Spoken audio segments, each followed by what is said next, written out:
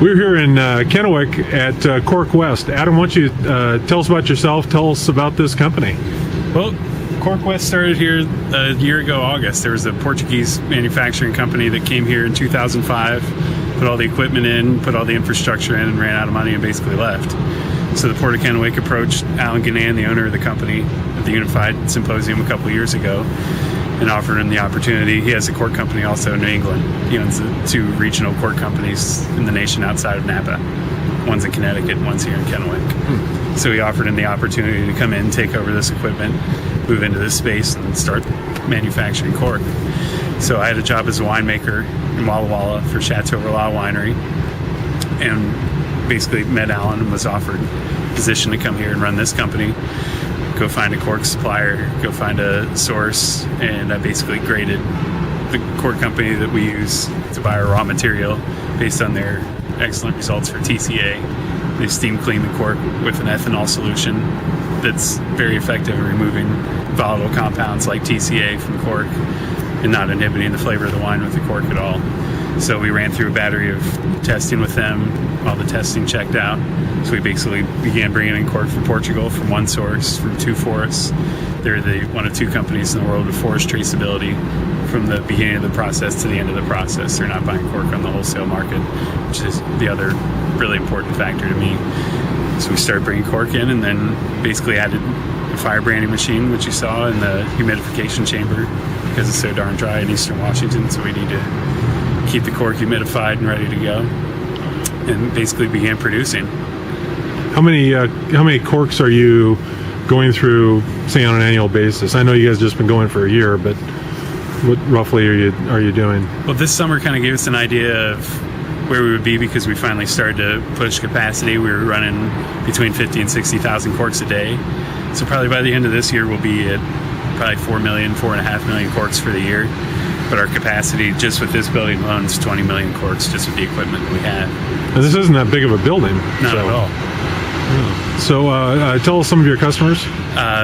Some of our customers locally here, John Bookwalter, several out in Prosser, Davenlore, Kiona on Red Mountain, Good Heart Family Winery, LaCoy Winery, Walla Walla, Tertulia Cellars, Zerba Cellars, Seven Hills Place in Order for the Spring, Willamette Valley, Bethel Heights, Cancilla Cellars, a Dia wine company that does a lot of custom bottling for other operations there, Mountain Dome in Arborcrest and Spokane, Chelan Cellars in Lake Chelan.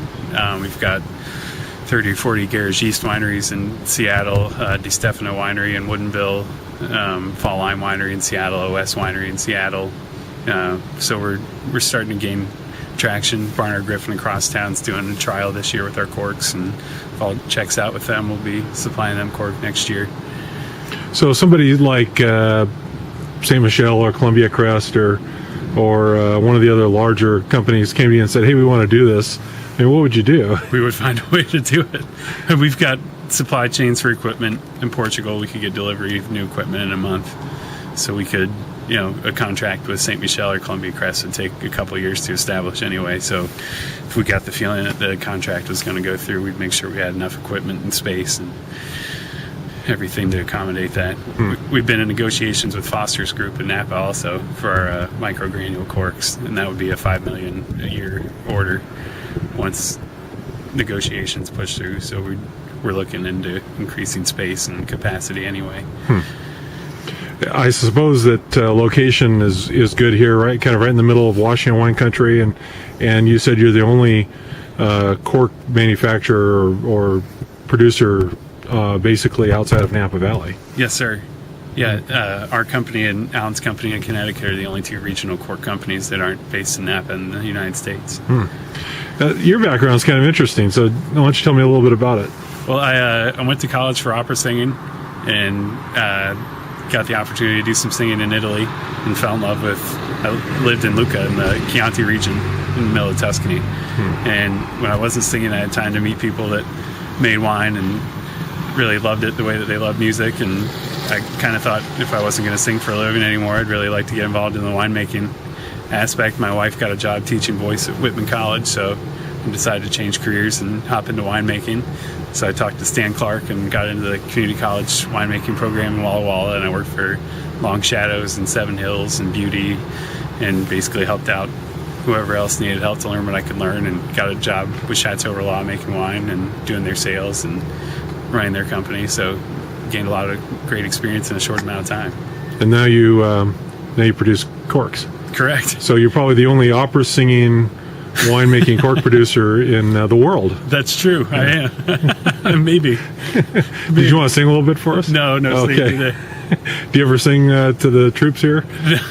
No, I haven't done much singing. Not in this company's enough. Okay. And you spend a lot of time on the road as well, don't you? Yes, sir. Probably 2 weeks out every month. Just delivering corks and that kind of thing. And visiting new customers and just trying to spread the word. Absolutely. Right. Okay. Well, thank you very much. Thanks, Andy.